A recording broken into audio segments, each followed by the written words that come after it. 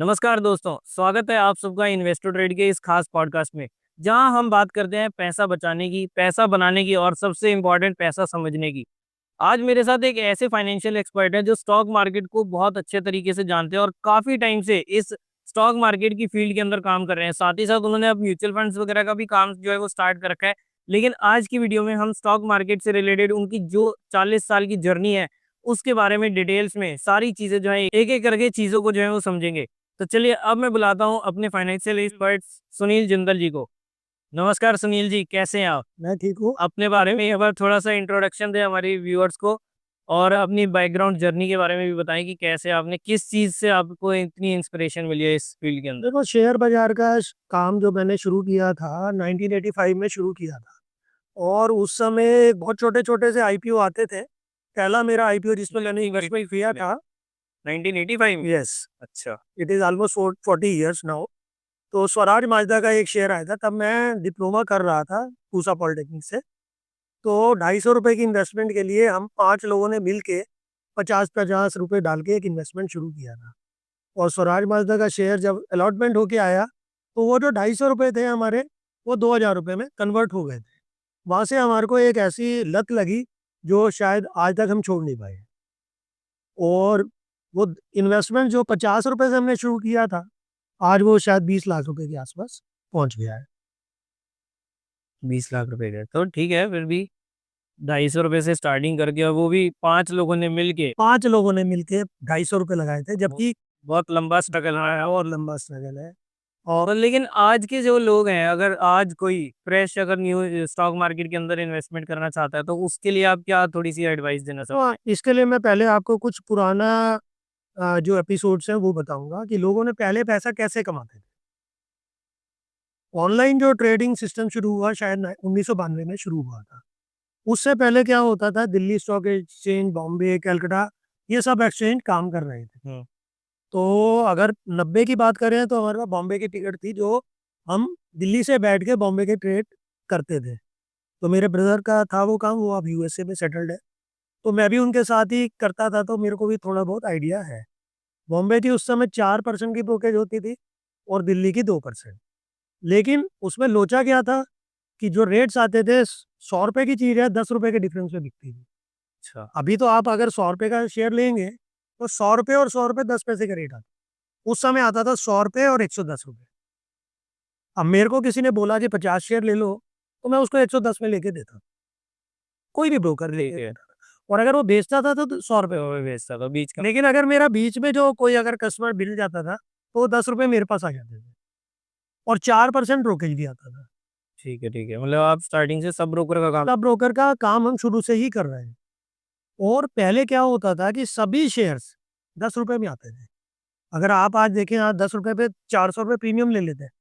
उस समय ऐसा नहीं था। पहले फेस वैल्यू पे आते थे। फेस वैल्यू पे ही आते थे सब शेयर।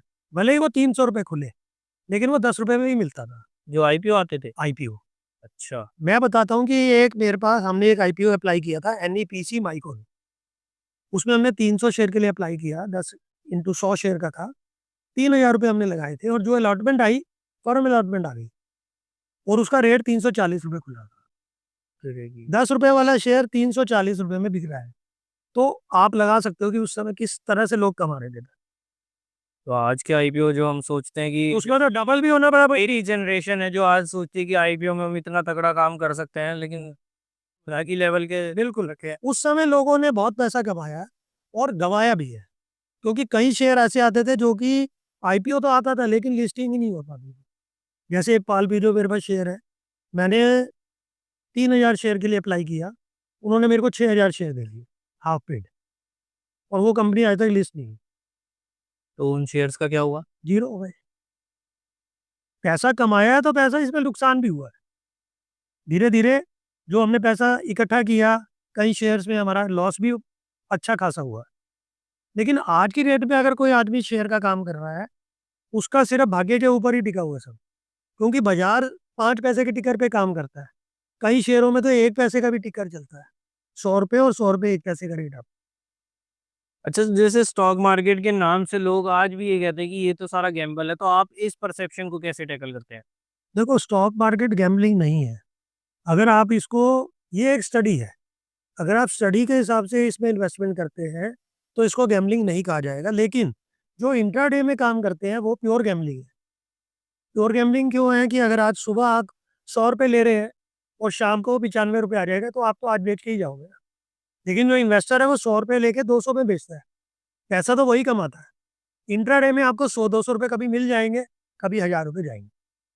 अगर आप 10 दिन अच्छा पैसा कमाते हो और एक दिन आपका लॉस हो जाता है तो वो 10 दिन का प्रॉफिट आपका साफ कर देता ठीक है, तो काफ़ी इंपॉर्टेंट चीज़ें सीखने को मिल रही हैं। क्या स्टॉक मार्केट सिर्फ फुल टाइम ट्रेडर्स के लिए है या सैलरीड लोग भी इसमें लॉन्ग टर्म के लिए इन्वेस्टमेंट है। देखो इस समय तो सरकार भी शेयर बाजार को प्रमोट कर रही है। आप जैसे म्यूचुअल फंड में आता है, म्यूचुअल फंड सही है, ऐसे ही अब आजकल आ रहा है शेयर बाजार सही है। शेयर बाजार सही है, बहुत लोग बोलने लग गए हैं। मतलब म्यूचुअल फंड की आपने बात करी तो म्यूचुअल फंड सही है, लेकिन वो भी तो डिपेंड करता है। अब जैसे वही जो सरकार म्यूचुअल फंड सही है बोल रही है, वही चीज़ आगे ये भी डेटा पब्लिश करती है कि पिछले जो नॉर्मल लोगों की इन्वेस्टमेंट है, यानी कि 95% लोग 3 साल के बाद पैसा ही नहीं इन्वेस्टमेंट रखते। तो जब तक म्यूचुअल फंड सही होने का टाइम आता है तब तक तो लोग वैसे ही बाहर हो जाते हैं। हाँ, आपका सवाल में बहुत दम है। इसके अगर आप म्यूचुअल फंड की बात करें तो म्यूचुअल फंड जो है शॉर्ट टर्म का गेम नहीं है। म्यूचुअल फंड लॉन्ग टर्म का गेम है। अगर आप इसमें 10 साल इन्वेस्टमेंट करते हैं तो आपको CAGR 12 से 15% लाजमी मिल ही जाती है। लेकिन आप सोचो कि आज मैंने 10 रुपये लगाए, अगले महीने 11 हो गए, मैंने निकाल लिया, तो आपका पर्पस कभी नहीं बनेगा। ठीक है, हमने 10% का ले लिया, वो वैल्यू में आ गई, ट्रेडिंग हो आप ट्रेडिंग जोन में आ गए, इन्वेस्टमेंट जोन आप। क्या स्टॉक मार्केट फिर लॉन्ग टर्म के लिए गेम नहीं है? स्टॉक मार्केट अगर लॉन्ग टर्म की बात करें तो अच्छे स्टॉक्स के लिए लॉन्ग टर्म बनता है। जैसे आज आप रिलायंस, टाटा, ये तो बड़े अच्छे शेयर्स हैं जिनकी की वर्थ भी है, वो लॉन्ग टर्म के लिए अच्छे हैं। लॉन्ग टर्म कितना लॉन्ग टर्म? लॉन्ग टर्म अगर बोलें तो मैं आपको बताऊं, सन 85 के अंदर रिलायंस का शेयर 60 रुपये था। उसके बाद रिलायंस ने 6 बार तो बोनस भी दे चुका है। अगर आज इसकी वैल्यू लगाओ तो 20,000 रुपये का शेयर है, ठीक है। तो 300 गुना तो हो ही गया। और अगर वैसे भी लॉन्ग टर्म में आप जाओ तो राकेश झुनझुनवाला जी को तो सब जानते ही है। उन्होंने 3 रुपये में 10 करोड़ शेयर अगर टाइटन के खरीदे थे, आज तक उन्होंने बेचे नहीं। उनकी मौत भी हो चुकी है, लेकिन आज तक उन्होंने शेयर नहीं बेचे। लेकिन लॉन्ग टर्म में ही अब मेरा एक ये सवाल है कि एक पेशेंस लेवल का टेस्ट होता है। अगर हम रिलायंस को ही देखेंगे, आपने रिलायंस की बात करी, हाँ हाँ, तो 2007 से लेके 2017 तक उसने 1% का भी रिटर्न नहीं दिया। मतलब जिस लेवल पर 2007 में था वही वो ऊपर नीचे करता रहा, लेकिन वो लेवल उसने 2017 में जाके ब्रेक किया था। हाँ। तो वो 10 साल जो बंदा उस पैसे को, जो उस शेयर को लेके बैठा है, उसका तो कितना बड़ा टेस्ट है। और इसी का एक लेटेस्ट एग्जाम्पल बताता हूँ। अगर आप 2020 के बाद HDFC बैंक, जो इंडिया का नंबर 1 बैंक है, बिल्कुल। अगर आप उसके ट्रैक रिकॉर्ड को देखोगे तो उसने पिछले 4 से 5 सालों में कोई रिटर्न नहीं दिया। अब जाके वो थोड़ा सा रिटर्न देने लगा है, लेकिन पिछले 4-5 साल के अंदर उसकी एफडी ने उससे ज्यादा रिटर्न, एफडी तो छोड़ा, सेविंग्स इंटरेस्ट ने उसको। हाँ, ये आप बिल्कुल दुरुस्त कह रहे हैं। ऐसा होता है कई बार, क्योंकि बाजार में हर शेयर हर वक्त नहीं चलता, सेगमेंट चलते हैं। तो वही हमारे को अपने हिसाब से फिर हाँ। लॉन्ग टर्म वाली गेम नहीं रही ना। वही लॉन्ग टर्म की गेम है। अगर आप लॉन्ग टर्म की सोचें तो आप ईवी सेक्टर में जा सकते हैं। अगले 10 साल तक ईवी रिकमेंडेशन दे सकते हैं, लेकिन स्टॉक वाइज में हाँ, सेक्टर की रिकमेंडेशन इसलिए मैं बता रहा हूँ कि अगर आप जिस समय आप इन्वेस्टमेंट करने जा रहे हैं तो आपको ये मालूम होना चाहिए कि अगले 5 साल में कौन सा सेक्टर चलने वाला है। अगर 90 की बात करें, उस समय टेक शेयर्स बहुत अच्छे चले, 10 रुपए के शेयर 500-500 रुपये भी हो गए, और उसके बाद वो 500 रुपये वाले शेयर 2 रुपये भी आए। अगर तो उस टाइम तो फिर ऐसा एक बबल बन गया था कि आने ना वो बबल जब फटा, टेक लगा दो तो बस आपका शेयर भाग जाएगा, चाहे वो यूनिटेक ही जैसा क्यों ना हो। हाँ, नेक्स्ट क्वेश्चन पर आते हैं कि एक बिगिनर इन्वेस्टर के लिए कौन से 2-3 इंडिकेटर्स हैं जो आप जिनके कंसेप्ट समझना बहुत ज्यादा जरूरी होता है। अगर कोई स्टॉक मार्केट में ही बिगिनिंग कर रहा है हाँ, तो वो किस, सबसे पहले तो आप मुझे ये बताओ कि कौन से सेगमेंट से उसको स्टार्ट करना चाहिए। क्या उसको इंट्राडे जाना चाहिए, क्या ऑप्शंस में जाना चाहिए? क्योंकि उस मेरे कैमरामैन भाई है, उन्होंने भी ना जैसे स्टॉक मार्केट में स्टार्टिंग करी तो वो सीधे एफएनओ वगैरह में घुस गए, और उसके बाद वो बिल्कुल कानों का अरे तो एफएनओ तो आज मेरे को 40 साल हो गए, मेरे को एफएनओ की समझ आज भी नहीं है। अगर कोई नया इन्वेस्टर पैसा लगाना चाहता है शेयर बाजार में, उसको आईपीओ से स्टार्ट करना चाहिए। क्योंकि आईपीओ में क्या है, अगर आप उसका पहले से ही आपको मालूम चल जाता है कि ये 100 रुपये का शेयर है, ग्रे मार्केट में इसका 50 रुपये प्रीमियम चल रहा है, आपने उसके अंदर लगाया, भले ही वो आपको आएगा या नहीं आएगा मालूम नहीं है, लेकिन अगर वो आएगा तो 50 रुपये नहीं तो 40 तो जरूर दे के ही जाएगा। बिल्कुल, और एटलीस्ट नुकसान तो नहीं क्या नहीं, वो तो खैर जिन्होंने मेरे पास डीमैट अकाउंट खुलवा रखा है, मैं उनको अपने क्लाइंट्स को ये चीज़ का रेफर करता रहता हूँ कि कौन सा आईपीओ में लगाना है, और सारे आईपीओ भी लगाने वाले नहीं होते, तो ये चीज़ में और अगर आईपीओ की बात करें और अगर आपके पास 10 लाख रुपए का अमाउंट है तो आप हाईएस्ट जो उनका सेगमेंट का है उसके अंदर लगाएं। उसके अंदर आपको अलॉटमेंट के चांसेस ज़्यादा हो जाते हैं। अगर आप सिर्फ 14,500 वाले में जाएंगे तो शायद 10 बार लगाओगे तो एक बार भी नहीं आएगा। लेकिन आप 10-10 लाख की अगर एप्लीकेशन लगाएंगे तो 10 में से 2 या 3 आप लग वो जाए। तो फिर अगर रिटेल कोटा, वो तो देखो बजट के ऊपर भी डिपेंड है, बजट के ऊपर है। लेकिन ये है कि अपनी फैमिली मेंबर्स के नाम से हम जितने ज़्यादा डीमैट अकाउंट लगा, जितने ज़्यादा डीमैट अकाउंट होंगे उतनी आपकी प्रोबेबिलिटी बढ़ जाती आजकल तो माइनर्स के नाम से भी डीमैट अकाउंट खुल जाते हैं, तो माइनर्स के लिए भी अगर आप लोग खोलना चाहें तो वो हमारे चैनल पर आप लोगों को वीडियोस जो है वो मिल जाएंगी। नेक्स्ट क्वेश्चन पर आते हैं कि रिस्क मैनेजमेंट का क्या रोल रहता है और बिगिनर्स क्या गलतियां ऐसी करते हैं जिनको उनको स्टार्टिंग के फेज में अवॉइड करना चाहिए। है। देखो रिस्क जहाँ तक है, ये बाजार का नाम रिस्क है। और अगर आपने हर्षद मेहता की कभी कहानी सुनी हो तो वो कहते हैं जहाँ रिस्क है वहीं इश्क है। तो हो रिस्क तो बाजार में पूरा है, लेकिन क्या है कि अगर आप इन्वेस्टमेंट आईपीओ से शुरू कर रहे हैं, ऐसा ना सोचें कि आज 100 रुपए की चीज़ है 1000 रुपए में मैं बेचूंगा। अपना एक प्रॉफिट का और लॉस का एक परसेंटेज तय करके रखो। 100 रुपए की चीज़ अगर 200 रुपये हो जाती है तो मैं समझता हूँ 1 साल में पैसा डबल हो गया तो आप उसमें से एग्जिट कर सकते हैं, बशर्ते कि अगर आपको ऐसा ना लगे कि ये 100 रुपये वाला शेयर 1000 रुपये भी हो सकता है, तब आप उसको होल्ड भी कर सकते हैं। मतलब हमारे को जो भी नया इन्वेस्टर आ रहा है उसको जो स्टार्टिंग है वो आईओ ले जाए भेजिए, उसके बाद वो फेज बाय फेज कैसे जाना चाहिए उसको आगे। फिर अभी लोग करते क्या हैं, गलती क्या करते हैं कि आजकल टीवी पे बहुत सारे चैनल्स रिकमेंडेशन देने लगे हैं। उन्होंने टेलीग्राम चैनल भी बना लिए। होता क्या है कि वो लोग कोई XYZ शेयर है, पहले उसको कॉर्नर करते हैं खुद अपने लिए। सपोज उन्होंने 100 रुपए से लेना शुरू किया, 130 रुपये रेट उन्होंने लेके आ गए। अब 130 रुपये में वो क्या करते हैं, टीवी पे फ्लैश करते हैं कि 130 से 200 रुपये हो जाएगा। अब जब 10 लाख लोग देख रहे हैं, उसमें से 25,000 लोग उसको खरीदेंगे भी, तो वो 130 वाला शेयर इमीडिएटली भाग के 140 हो जाता है। तो बंदे कहते हैं ये तो यार रिकमेंडेशन सही है, लेकिन शाम को इंट्राडे में वही शेयर 120 रुपये पे खड़ा होता है। क्यों? क्योंकि जो रिकमेंडेशन दे रहा है वही अपने शेयर छोड़ के बाहर निकल जाता है। आजकल तो यूट्यूब पे भी काफ़ी सारी यूट्यूब पे भी बहुत लोग जो है रिकमेंडेशन देते हैं, और आजकल तो व्हाट्सएप पे ग्रुप बने हुए हैं। आप व्हाट्सएप के ग्रुप पे डेली आएगा, फलाना शेयर ले लो, फलाना शेयर बेच दो। मतलब रिकमेंडेशंस के बेसिस पे काम नहीं करना ही करना, तो उसको रियासत से ही रजिस्टर्ड नहीं होते वो लोग भी रिकमेंडेशन। ज़्यादातर वही लोग रिकमेंडेशन देते हैं और बड़े रोज बजा के ऐसे हाथ मुट्ठी मार के बोलते हैं कि ये ले लो। आजकल रिसर्च एनालिस्ट भी तो काफ़ी सारे बनने लगे हैं ना, हाँ। जिनको मतलब कोई उसके ऊपर थोड़ा सा भी अगर इल्ज़ाम लगता है तो वो अपना फटाफट रिसर्च एनालिस्ट का एग्ज़ाम दे के और वो चीज़ लेके और उसके बाद वो धड़ल्ले से रिकमेंडेशन दे रहे हैं। तो मतलब हमारे को रिकमेंडेशन चाहे रिसर्च एनालिस्ट की हो या यही आप रिकमेंडेशन उनकी सुनो, उसके बाद रिसर्च अपनी करो। अपनी करो। अगर आपको जचता है तो आप लीजिए, नहीं तो उसको छोड़ो। मतलब अपनी एनालिसिस ज़रूरी है। हाँ, क्योंकि उसके अंदर स्कैम होने के चांसेस ज़्यादा है। तो अब आप एक बार अपना पोर्टफोलियो को थोड़ा-सा बाइफरकेट करके बताएँगे कि कितना आपने स्टॉक मार्केट में लगा रखा है? म्यूचुअल फंड्स में भी आप कुछ इन्वेस्टमेंट करते हैं या नहीं? तो वो चीज़ आप अपने हमारी ऑडियंस के साथ थोड़ा शेयर करना चाहेंगे? देखो ऐसा है कि मेरा 50% से ज़्यादा जो पैसा है इन्वेस्टमेंट वो शेयर्स में है। अच्छा, और शेयर्स में भी ऐसा नहीं है कि मैं इंट्राडे ही करता हूँ, ऐसा नहीं। कुछ इंट्राडे के लिए रखा हुआ है पैसा और कुछ मैंने रेगुलर इन्वेस्टमेंट भी किया हुआ है लॉन्ग टर्म। लॉन्ग टर्म के लिए। लॉन्ग टर्म में ऐसा नहीं बोलता कि 20 साल, लेकिन जब मेरा एक टारगेट रहता है कि आज मैंने 100 रुपये की चीज़ ली है, जब वो डबल हो जाएगा और मेरे को 15% का एनुअल रिटर्न देता है तो मैं उससे एग्जिट कर लेता कंप्लीटली? हूँ कंप्लीटली। चाहे उसका मोमेंटम अभी भी चल रहा हो? मोमेंटम चल रहा है तो, लेकिन दूसरे शेयरों में भी तो मोमेंटम आ रहा है। जो पहले हमने शेयर ये किया है, एक बात बताओ, जो जिसने मान लो आपने किसी शेयर के अंदर 1 लाख रुपए लगाए, वो डबल हो गया, अगले 6 महीने या साल भर में डबल हो गया, 2 लाख पे हो गए।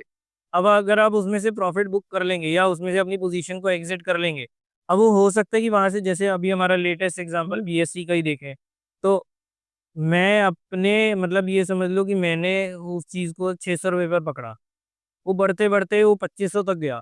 वापस जब वो गिरा मैंने 2000 पर डर के मारे, हालाँकि मेरे लेवल्स के हिसाब से वो एग्ज़िट आई नहीं थी, लेकिन मैंने वहाँ पर डर के मारे एग्ज़िट कर ली। लेकिन वो चीज़ अगर मैं अपने सिस्टम पर कायम रहता, तो वो चीज़ बढ़ती वो वहाँ से आप ये देख लो, आज अगर हम उसको स्प्लिट एडजस्ट ना करें तो वो 9,000 रुपए का शेयर है ऑलमोस्ट। बिल्कुल।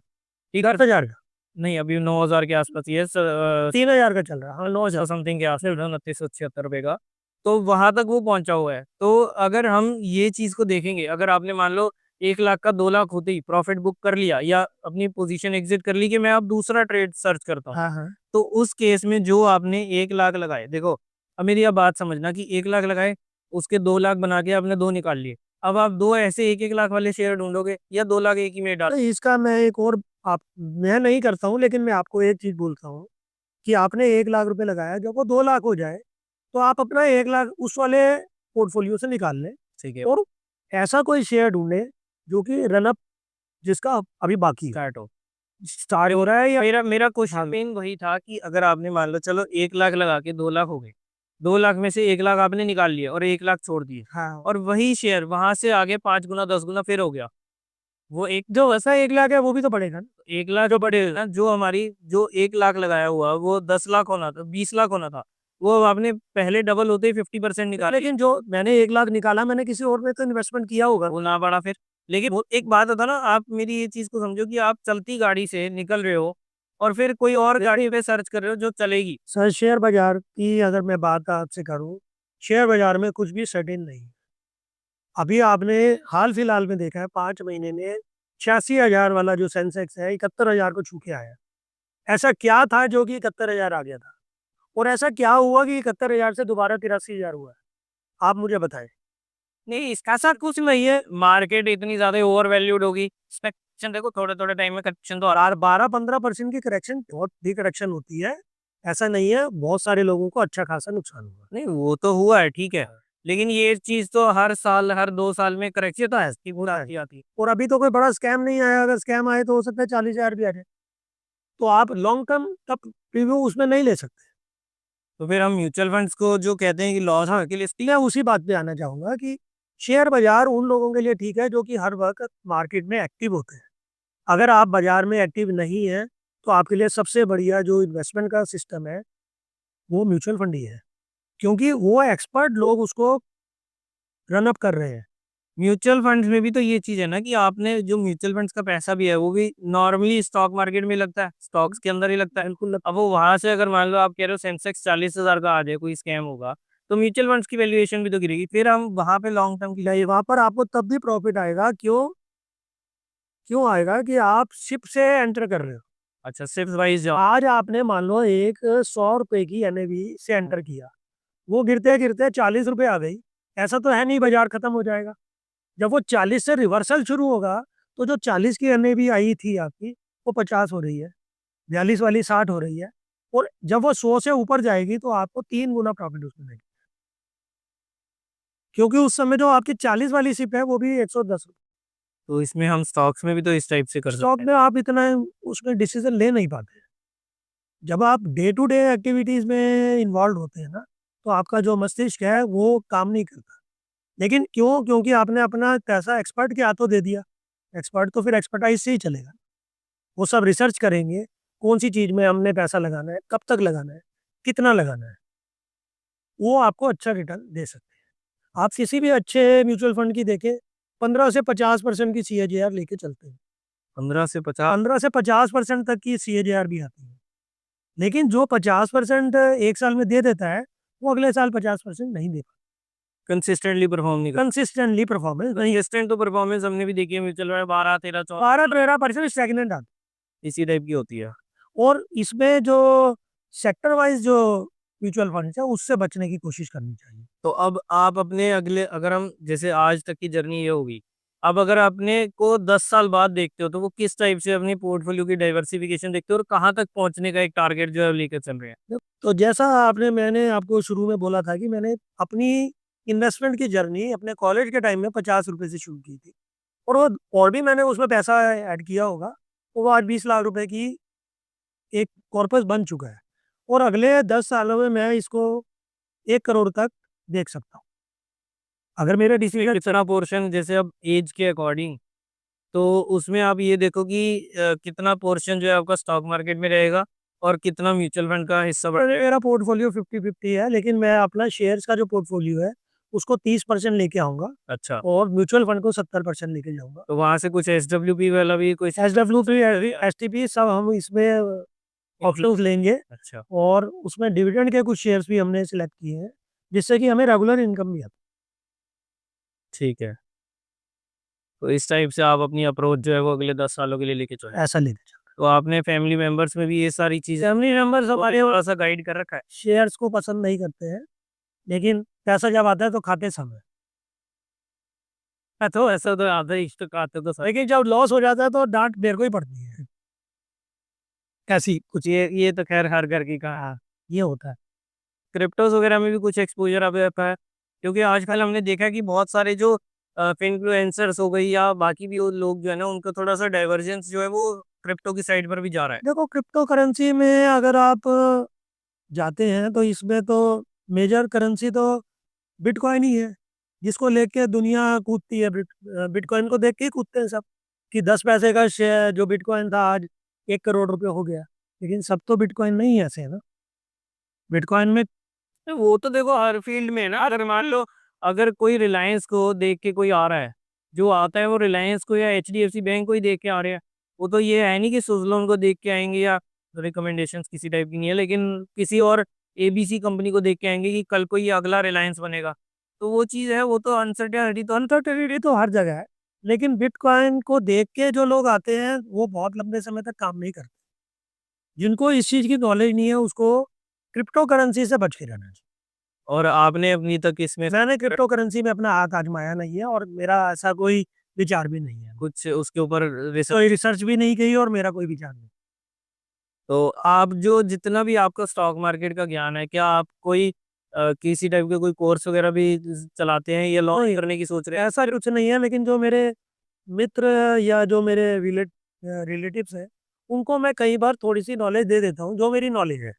अच्छा, लेकिन मैं उनको फिर भी वहाँ पर डिस्क्लेमर ज़रूर देता हूँ कि ये मैंने आपको रिकमेंडेशन नहीं दिया है, सिर्फ़ अपना ज्ञान दिया है, फ्री में या चार्जेबल? फ्री है ये। अच्छा, ठीक है। आपके जो दर्शक हैं उनके लिए भी अगर आप चाहेंगे तो आधा घंटे के हम कुछ स्लॉट्स बना सकते हैं, जिनको कि आगे अपने दर्शकों को आप दे सकते Q&A सेशन टाइप। हैं, Q&A सेशन। ठीक है जी, तो वो तो हम कभी भी और वो भी अगर वो कुछ भी उनके दिमाग में कोई सवालात हैं, तो नीचे आपसे कमेंट सेक्शन में। कैप्शन उसमें पूछ सकते हैं, उसका हम उनको आंसर भी दे दें। ठीक है जी। अब जो भी आप लोगों के सवाल होंगे ना, इनसे रिलेटेड इनको हम आगे अगली वीडियो में ज़रूर लेकर आएँगे। तो उससे रिलेटेड अगर अभी तक आप लोगों के पास कोई क्वेश्चन्स है तो आप नीचे कमेंट सेक्शन में पूछ सकते हैं। इनके आंसर जो हैं, जो अभी तक हमने इस वीडियो के अंदर कवर नहीं करे हैं स्टॉक मार्केट से रिलेटेड, हालाँकि ये और भी बहुत काम करते हैं, बट उसके बारे में हम धीरे-धीरे करके खुलासा करेंगे। स्टॉक मार्केट में आप लोगों ने देख लिया कि इनकी 40 साल की जर्नी है और वो किस टाइप से अभी तक कहाँ ₹50 से उन्होंने स्टार्ट करी थी, आज वो 2 20 लाख के कॉर्पस तक सिर्फ स्टॉक मार्केट के अंदर पहुँच चुके हैं। उसके अलावा म्यूचुअल फंड्स वगैरह जो है वो इन्होंने अलग से इन्वेस्टमेंट कर रखी है। तो आगे भी हम आपसे मिलते रहेंगे, आगे भी आपसे बात करते रहेंगे। अपने क्वेश्चंस जो है नीचे कमेंट सेक्शन में पूछ लेना। कुछ एडवाइस या कुछ सजेशंस देना चाहते हैं तो भी आप नीचे कमेंट सेक्शन में हमें मेंशन कर सकते हैं। और इसमें अगर आपके पास कोई ऐसे खास सवाल हो, जो कि आप अपने इन्वेस्टमेंट के मुतालिक पूछना चाहते हैं, वो भी आप अपने डाल सकते हैं। उसका हम पूरी कोशिश करेंगे आपका जवाब देने की। धन्यवाद। नमस्कार। चलिए दोस्तों, मिलते हैं नेक्स्ट वीडियो में, तब तक के लिए हम लेते हैं सुनील जी से इजाज़त और नेक्स्ट वीडियो के अंदर हम किसी और टॉपिक के ऊपर ऊपर जो है वो बात करेंगे। तो मिलते हैं दोस्तों नेक्स्ट वीडियो में, तब तक के लिए बाय बाय, टेक केयर, नमस्कार। Thank you.